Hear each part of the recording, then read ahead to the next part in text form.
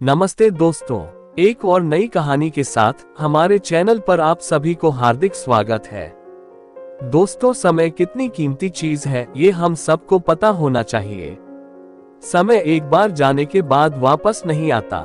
समय नदी के पानी की तरह होता है जो लगातार बहता रहता है और इसे रोक कर रखना असंभव होता है। इसलिए हमें सभी काम समय पर करना जरूरी है। आज की इस भाग दौड़ भरी जिंदगी में समय की अहमियत को समझना बहुत जरूरी है, क्योंकि अगर हम आज नहीं करेंगे तो कल हमारे पास पछताने के अलावा कुछ नहीं बचेगा। इस बात का एहसास हमें तब हुआ जब पूरी दुनिया कोरोना महामारी की चपेट में आ गई। तो आइए एक कहानी के माध्यम से इस महत्वपूर्ण सच्चाई को समझें।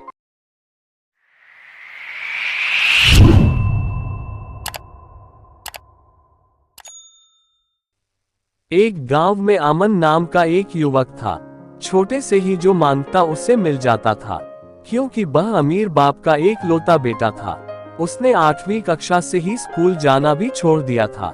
उसे अपने जीवन में समय की कोई कद्र नहीं थी। वह दिन भर अपने दोस्तों के साथ मस्ती करता, पत्ते खेलता और सोशल मीडिया पर वक्त बिताता।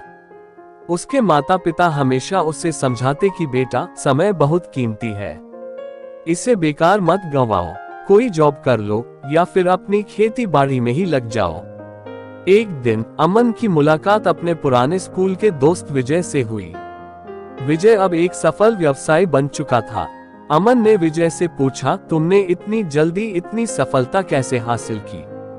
विजय ने मुस्कुराते हुए जवाब दिया, अमन, ये सब समय की कद्र करने का नतीजा है। मैंने हमेशा अपने समय का सही उपयोग किया। जब सभी लोग मौज मस्ती में लगे थे तब मैं मेहनत कर रहा था। अमन को विजय की बातें थोड़ी अजीब लगी, लेकिन अमन ये सब बात समझना ही नहीं चाहता था। ऐसे ही दिन बीत रहा था। फिर एक दिन उसके माता पिता को किसी ने सुझाव दिया कि अगर उसके शादी कर दे तो वह सुधर सकता है। उसके माता पिता भी सोचने लगे, अगर घर पे बहू आएगी तो इसे जरूर सुधार देगी। फिर अच्छी सी लड़की देखकर उसकी शादी कर दी गई।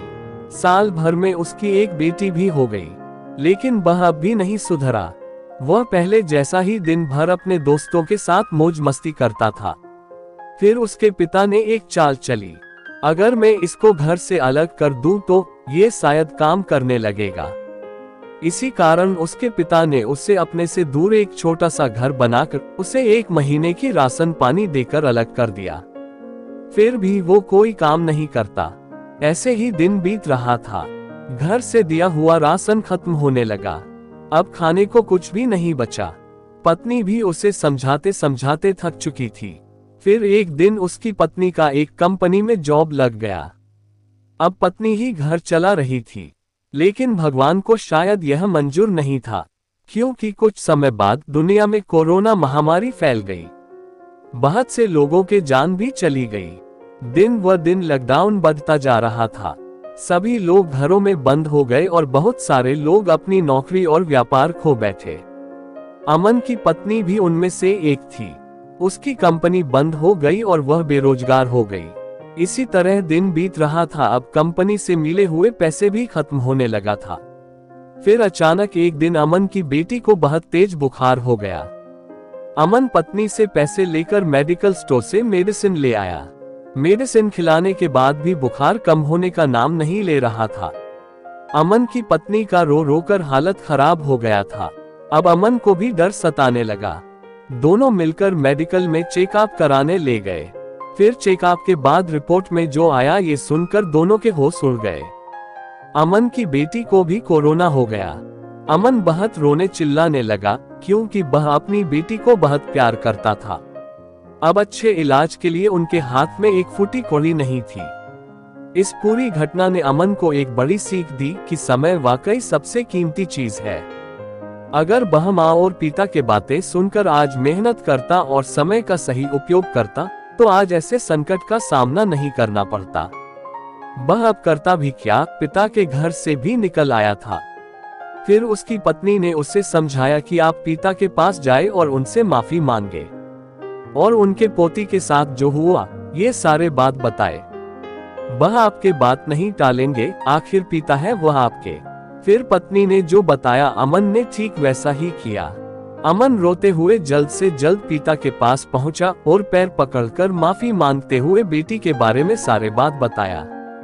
ये सभी बातें सुनते ही उसके माँ और पिता दोनों दौड़ते हुए आए और अपने पति को अच्छे इलाज के लिए शहर ले गए। फिर उसका अच्छे से इलाज हुआ और कुछ दिनों में ही पूरी तरह ठीक हो गई। अब अमन भी सुधर गया। इस कठिन समय में अमन ने देखा कि विजय का व्यवसाय बहुत अच्छा चल रहा था। विजय ने अपने बिजनेस को ऑनलाइन शिफ्ट कर लिया था और उसके पास कई नए अवसर आ रहे थे। फिर अमन ने विजय से माफी मांगी और बोला, दोस्त अब मुझे समझ में आया कि समय की कद्र करना कितना महत्वपूर्ण है। मुझे भी बिजनेस करना है, क्या तुम मुझे बिजनेस करने में हेल्प करोगे? विजय बोला, क्यों नहीं, जरूर हेल्प करूंगा। अमन ने ठान लिया कि वह भी अब समय का सही उपयोग करेगा। फिर उसके पिता ने उसे बिजनेस करने के लिए पैसे दिए और अब सभी फैमिली खुशी खुशी एक साथ रहने लगे। अमन की यह कहानी हमें याद दिलाती है कि समय का सही उपयोग हमें न केवल आज बल्कि आने वाले कल की चुनौतियों का सामना करने के लिए भी तैयार करता है। इसलिए हमें समय की कद्र करनी चाहिए और हर एक पल का सही उपयोग करना चाहिए, क्योंकि यही हमारे भविष्य की नींव है। धन्यवाद।